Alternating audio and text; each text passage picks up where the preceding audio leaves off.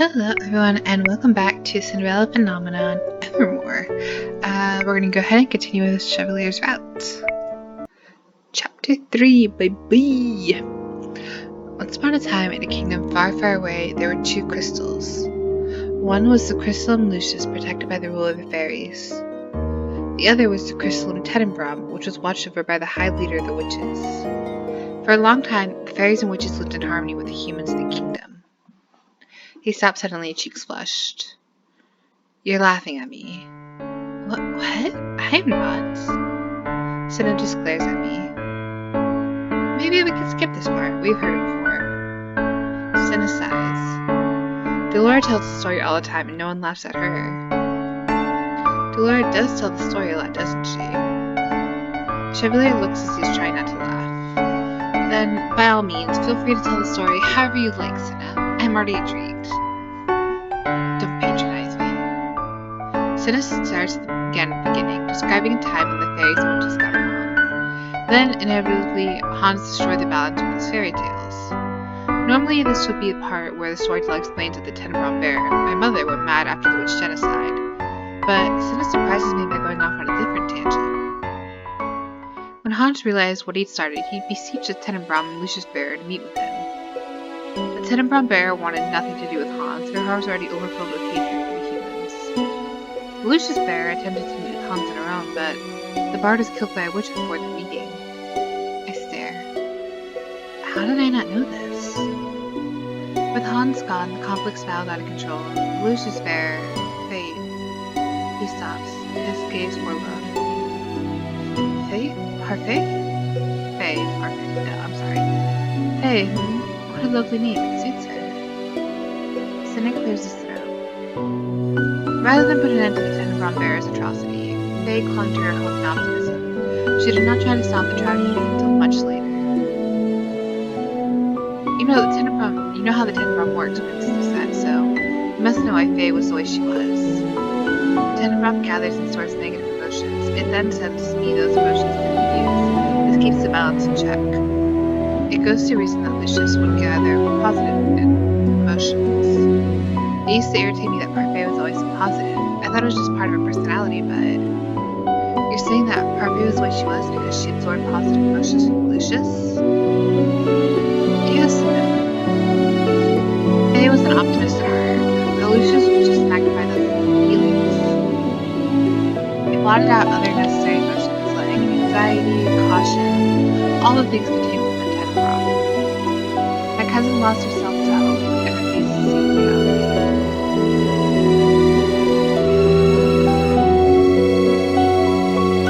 It wasn't until the Tenenbaum bear killed the king and started wreaking havoc that Faye finally took a stand, even though she only took action when another witch came to her with a plan to defeat Hilda. That would be Waltz. He told me the story of his apprenticeship before. Sinna pops a lily-shaped biscuit into his mouth and looks up at both of us expectantly. So, do you see? You said before that you didn't want to make the same mistakes as Lady Parfait. Which means you've been closing yourself off to the Lucius because you don't want it to impact your judgment? You make it sound like I'm not doing my job. Oh, I never said that, but is it possible that you're closing yourself off from the crystalline has been doubling the intensity of the emotions of the Tenenbaum? My fingers to the temples of my head and grips. I did not know the Lucius works exactly, but I know that the balance between the two crystals impacts the kingdom and the magic in it. If the balance is not maintained, magic will eventually go haywire. I doubt it. You'd be able to see the ramifications of those directly impacting the Tenenbaum. With all due respect, Cinnamon, I think we already see those ramifications manifesting with the princess.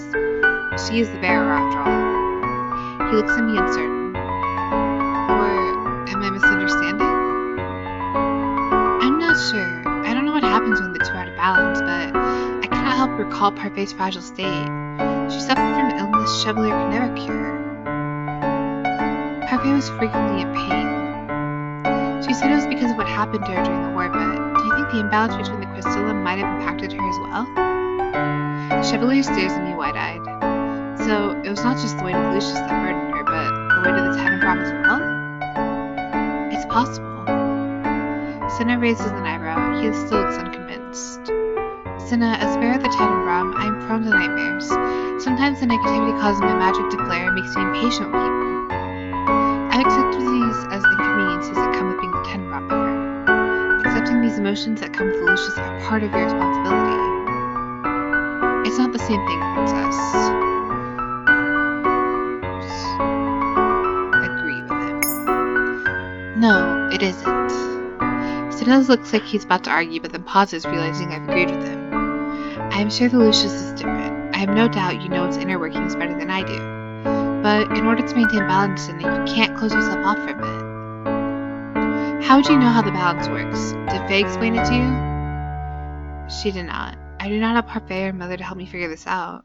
Even Delora and Waltz, for all their help, can only tell me what they know in theory. Cinnamon. What do you want, old man? I want you to be open-minded and listen. How are you supposed to come to a consensus if you don't hear Princess's head out? Sinna snorts. I don't take orders from you. Damn, Sinna's a little brat, huh? I think he just needs a nap, honestly. I think we all just need a nap. Chevalier looks stoically at Sinna, who glares back at him. Chevalier does not so much as blink. In the end, Sinna turns away with his grumble. Fine, you don't need to tell me twice. Splendid. Now, please go on, Princess said. As always, Chevalier is able to change the tide of the conversation without even raising his voice. I come at my argument from a different angle. Rather than insisting, I asked Sinna to rethink his methods. Chevalier is quick to back me up, but he does so in a way that makes it seem as if he's seeing both sides of the argument. Aww, we got a good boy right here. By the time we are done talking, Sinna looks defeated. Fine. I'll do what you ask, Princess, but only on the condition that you let me do it my way. Tiny Lord, you are too cynical for your age. If you keep this up, you'll have permanent wrinkles on that face before the end of the year is up. You should smile more often. And you need to learn how to face reality, old man. Chevalier just laughs. Life's all about balance, as they say, and I already have a very dedicated princess here to help me master it. He smiles at me fondly. Years ago when I first met Chevalier, he taught me the value of trust. I, in turn, lectured him on self-gratitude. I like to think we both have been good teachers to each other, even if Chevalier still give a lot more than he receives. Oh my gosh. Brain, work! Work! Sinna sighs. I'm not in the mood for your philosophizing. Thank you very much. But I suppose you're in the mood for a cinnamon roll. Oh, is Lucius Bear embarrassed? One more word, and I will shatter your glasses. Chevalier's completely unscathed by the threat. He's smirking when he orders a cinnamon roll for Sinna. I love how, they made a cinnamon, but he's not a cinnamon roll. He's the opposite of one. It's cute. He's like a sassy little baby. Relief washes over me as the date carries on. For the first time in a long while, things seem to be looking up. Where are they? Dun dun dun. The days pass in quick succession over the next week. Remarkably, I am able to fall asleep and stay asleep. I do not know what or if Sinna has done anything to Lucius, but I'm relieved for a change regardless. It has been 4 days now since our talk at the cafe, and I have some time on my hands after a meeting with Father and the counselors. Chevalier, who already knows about this, will be by in a few hours.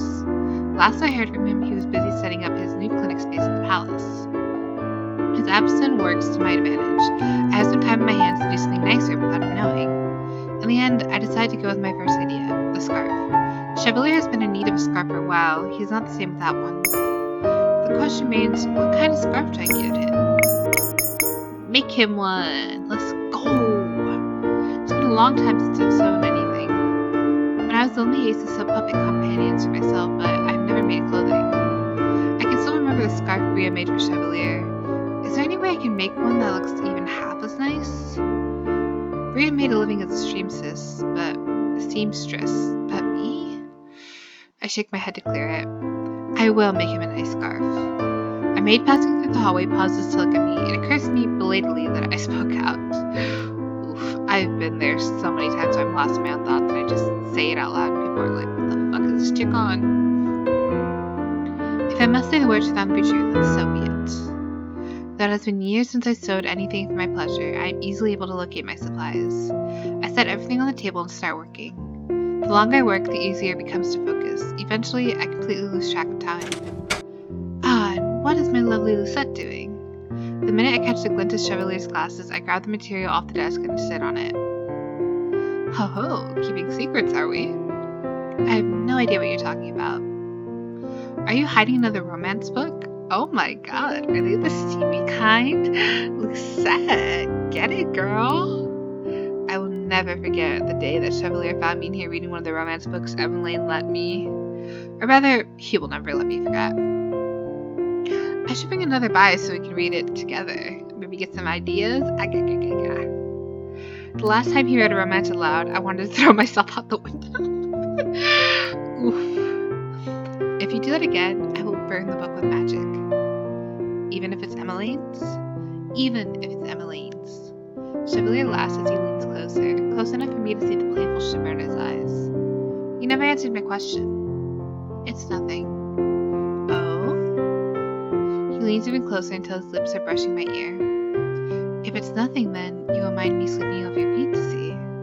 I grip the chair while Chevalier sets a hand on my back. I will not let this surprise be spoiled. Before he can lift me off the chair, I lean forward and kiss him, hard. He freezes, but his surprise is only momentary. He kisses me back, his fingers trailing down my back and sending shivers down my spine. Oh my gosh, they're gonna do the do!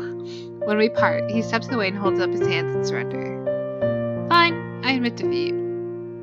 Good, because you can never hope to best me.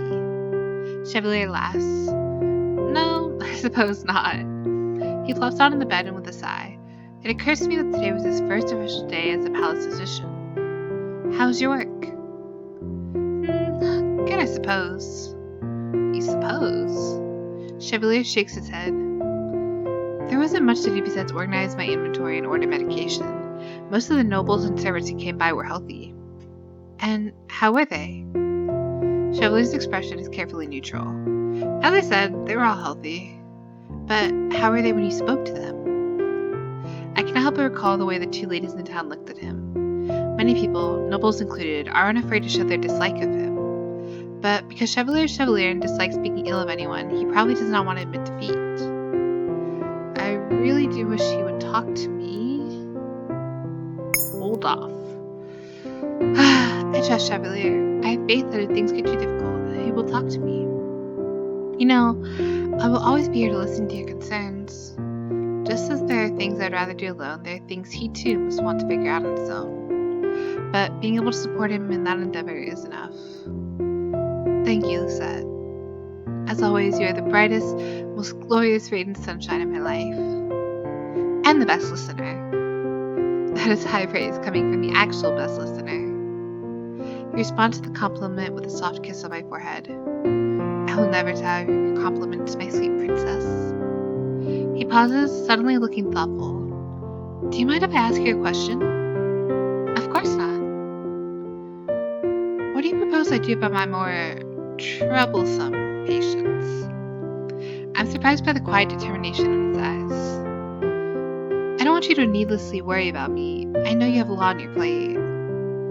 When I do not say anything, Chevalier sighs and pulls off his glasses. My cute boy, oh my gosh. He regards me silently with his violet eyes, gaze somber. I notice he only takes off his glasses when it's just the two of us. He's much easier to read when he's not wearing them. Well, what have you done in the past to troubling patients? For once, Chevalier looks at a loss for words.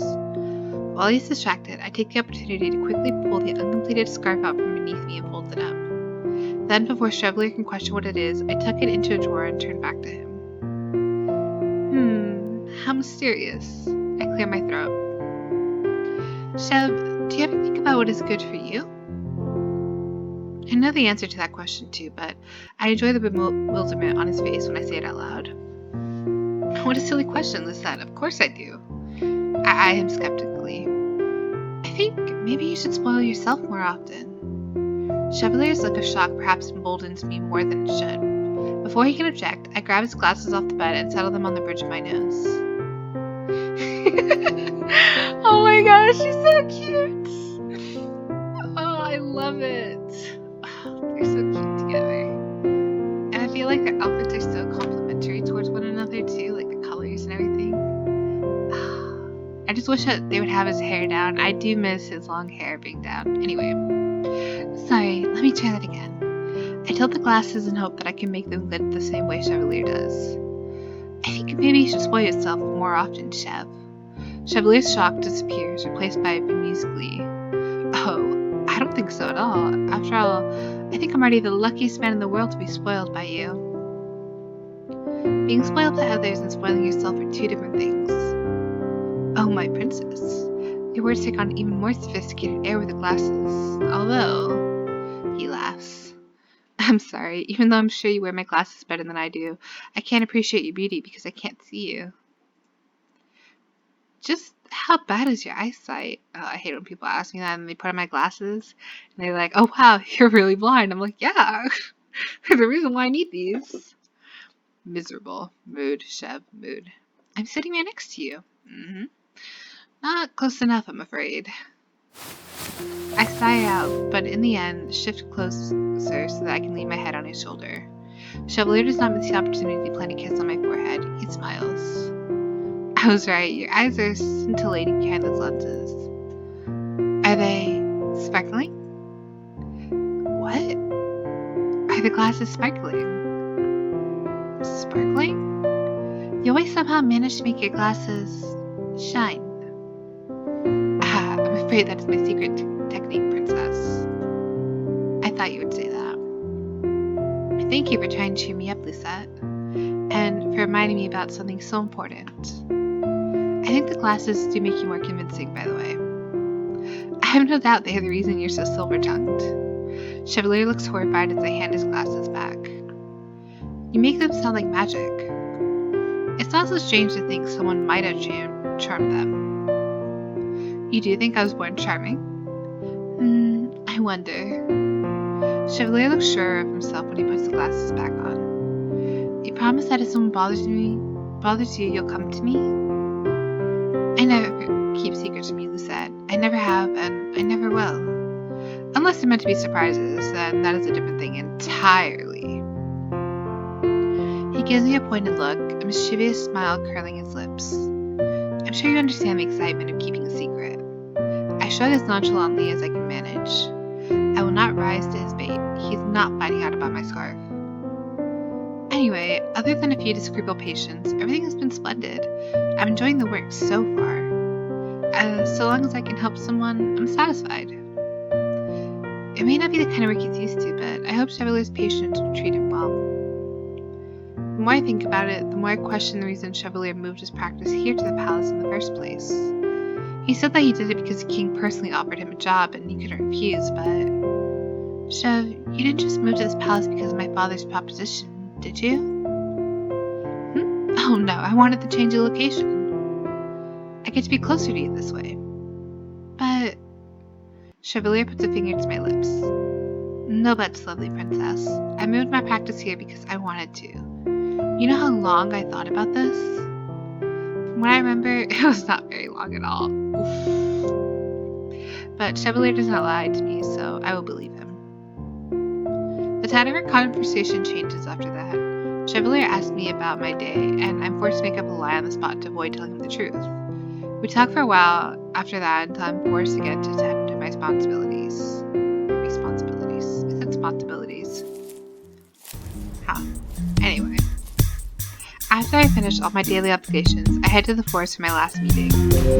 Delora is waiting for me in the clearing with the usual smirk on her face. Honestly, Delora is such a bad bitch, like, get it? I can sense the build-up of her spell moments before she casts it. Moments before her spell slams into me, I erect a small shield to block the magic. I sigh as her magic shatters my shield. It's nice to see you, Delora. She always greets me like this. She says this to keep me on my toes. Nice weather we're having tonight, isn't it? She looks at me curious. Where's Casanova? He didn't follow you out tonight? He tried, but I didn't let him get very far. In fact, I froze his feet to the crowd to make sure he stayed in the palace. It was obvious he needed the rest. Delora just snorts. You two are perfect for each other. You're both stubborn as rocks. I dismiss the words with a wave of my hand to prepare myself for Delora's next spell. Our training session begins as it always does, with Delora throwing spells at me and giving me only moments to counteract. We review shields, then basic offensive magic, and then charms. We are nearly on to the object summoning when it occurs to me to ask about Sinna. When he first arrived in Angel, he watched these practices from the sidelines. But tonight he's nowhere to be seen. How is Sinna? Are you actually worried for him, or are you just wary because he's been so difficult lately? Oh. Worry no more. Sinna's turned over a new leaf. She pauses and gives me a nearly imperceptible shrug. Honestly, I feel like reading or playing these games, these visual novel games, really expands my vocabulary because I use such big words sometimes, and I'm just like, I don't know, maybe I'm just too stupid. But it makes me feel smarter knowing some of these new words now, so I guess there's that, right? Well, half a leaf at least. Half? He's a skeptic at heart, so it'll take a bit from him to open up completely, but what he said must have left an impression on him. I guess in the end, it makes sense you could help him best. The two of you are similar after all. She flashes a feline smile at me. I roll my eyes. I will not give to her teasing. I know it can be difficult sometimes, but Sinna really is a good kid. I hope your talk with him could show you that. He said that he did not want to repeat Parfait's mistakes. I'm glad his reasons were not selfish. He may act like a skeptical old man, but he's a kid at heart. He's definitely easier to deal with than a certain ice princess was. She raises an eyebrow at me. Is it really necessary to keep bringing up the past? You speak as if you had lots of experience with children, but you only compare Sinna and me. The smirk falls from Delora's face abruptly. I just realized I never told you about her. Huh? Her? Delora crosses her arms against the cold. I'm taken aback by how small she suddenly looks beneath the shadow of the canopies. She had a little girl? Oh no, don't make me cry again, I can't handle it. Lorea, the girl. You have a daughter? Had. I lost her during the war. Whatever words I had been about to say lost my throat. When I look at Delora again, she's frowning up at the starry sky. At times like this, when it's impossible to change what's happened in the past, there's only one thing I can say. I'm sorry. Delora shakes her head. It wasn't your fault. You don't need to apologize. For a long time, the two of us stand there looking at the stars, and then hesitantly I break the silence. What was she like? Delora smiles wistfully. She was a lot like you, Sinna. She was free-spirited to a fault and always spoke her mind. And even though she never meant to make a soft heart, she always jumped to the defense of others. I used to tease her all the time, and she could embarrass and snap at me. She was my greatest treasure. My mind whirls, supplying images of humans attacking Delora's daughter. How could they have hurt a child? Delora seems to read the question from my expression. She was killed during the war by Hildur. It was as if the air swarmed from my lungs. I suddenly feel cold, empty. I was unsympathetic to Hildur. She believed that the only way to show me how much she was suffering as a Tenenbaum bearer was to make me suffer. So she took the person I loved most. Delora, you don't have to say you're sorry, Lisa. For a long time, I've been wondering if I should even tell you the story. I never wanted you to blame yourself, but now you know, after everything you've gone through, that you're not like Hildur. When Hildur killed my daughter, I thought I'd never get another chance to have someone like her in my life.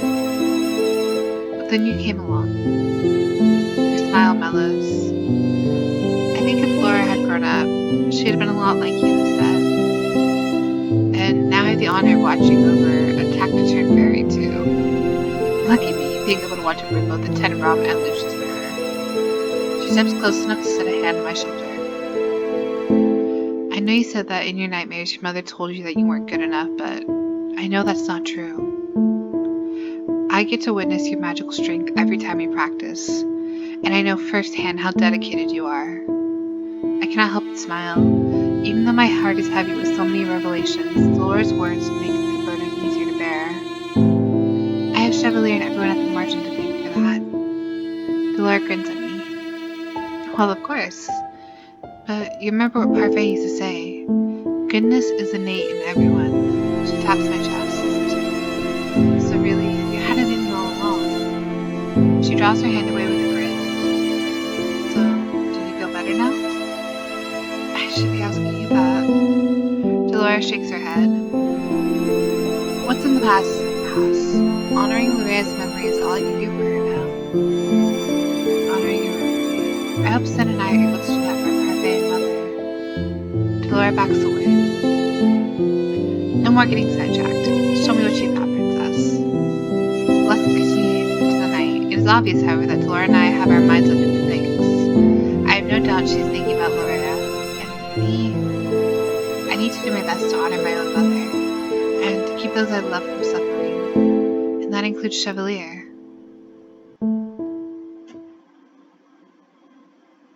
Alright, and that is where we are going to stop for today. Thank you all for tuning in, and I hope you're enjoying it. I'll see you in the next one. Bye!